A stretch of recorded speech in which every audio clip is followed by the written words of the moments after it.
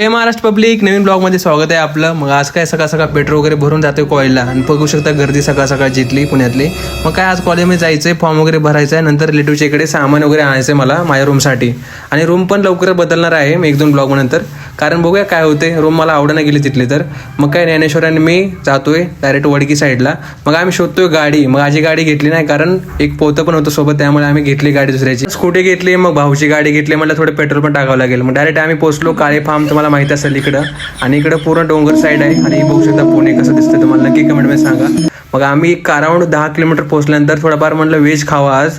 मग काय पनीरची भाजी वगैरे घेतली होती, एक हॉटेलला गेलतो. आणि काळे फार्म इकडे फेमस आहे. मग आम्ही डायरेक्ट पोहोचलो पाहुण्याच्या घरी. मग त्यांनी ॲपल वगैरे पण दिले. मग हे असतं बघा, डाएट म्हणजे माझं प्रॉपर होते चालवलं तरी.